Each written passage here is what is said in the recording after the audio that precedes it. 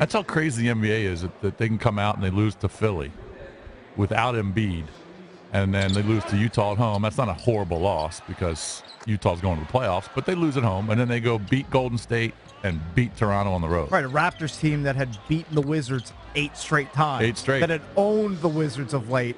We went into their building and punked them in front of all their fans. And the road record is not as bad as, remember at the beginning of the year, their road record was atrocious. Yeah. I don't think they're above 500 yet on the road. No, they're 11-15. But it's trending upwards. They have a lot of road games this month. I believe 12 out of 18 games this month are on the road. And a lot of them are out west. But I think the first three West Coast teams they play are light touches, like the Suns, the Nuggets, maybe the Kings. I think that might be right. Yeah. Well, they still got Toronto again tomorrow here, so if they can win that game and separate themselves by 2 games, that'll be big. So, yeah, it's a big win for them. It's going to be tough for them to catch the Celtics, who have the 2 seed. The Celtics beat Cleveland last night, and it's not the position right now, but I watched some of that game. Boston has the softest schedule in the NBA remaining. Do they? So well, that's why Cleveland had to make some moves, and that's why you're going to see LeBron. And LeBron had a triple-double last night in a loss, but he's going to continue to play heavy minutes because they got to keep Boston off their ass. That team's so loaded, though, now. They come off the bench with the 2 Williams, Darren Williams and Derek Williams. And Korver. Korver didn't play well last night. They'll get Smith back. J.R. Smith apparently was at shoot-around. They'll get Kevin Love back.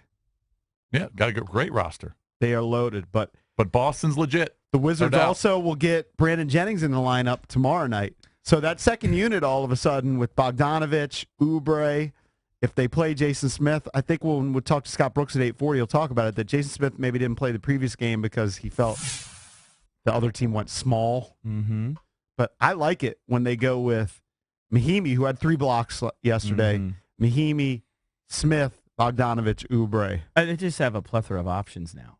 Whereas just a month ago, we were just talking about what a joke the bench was. It was a joke. Before Mahimi came back. It was one of the worst benches in the league. I mean, they had Jason Smith and Oubre. I mean, they guys you couldn't even try out there, like Andrew Nicholson. I mean, you just couldn't play him.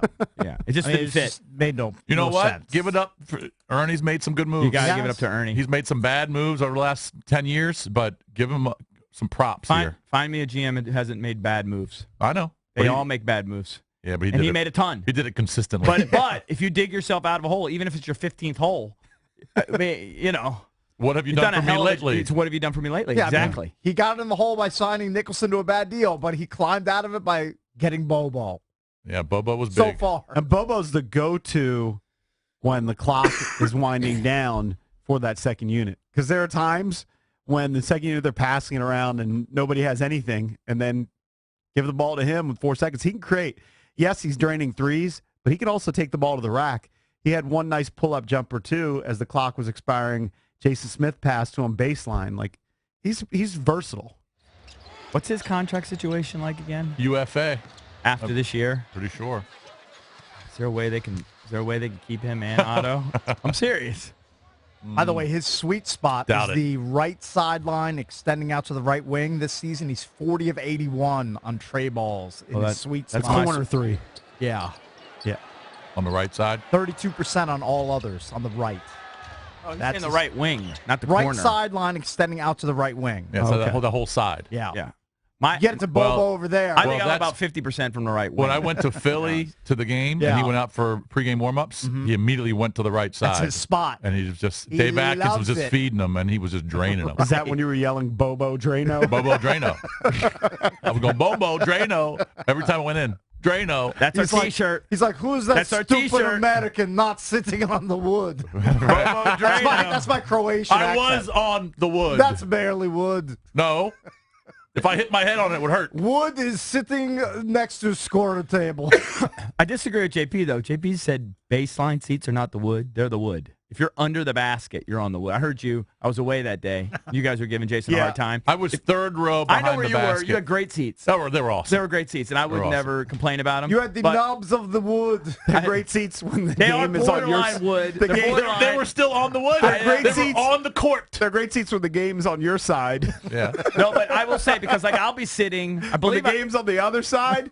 I'll be sitting. It's still a great They're view. great seats. I've sat underneath the basket before. I'm going to sit there again in about 10 days or so. Mm-hmm. And I'm going to be right under the basket on the wood, first row. Those are the wood. Have fun watching my back for half of game, Jason. In fact, actually, you guys are talking about that. We just saw a highlight of LeBron almost pummeling Bill Belichick.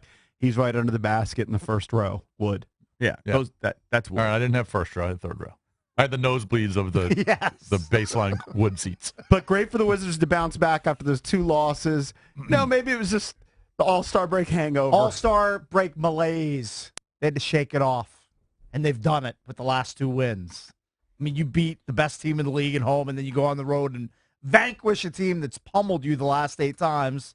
It's a good role But to there's be no on. way you ever could have imagined 2 weeks ago a 26-1 run, which is where they separated in the second quarter, by the second unit. Not with the second unit. No, impossible. I could have flown to the moon first before that happened.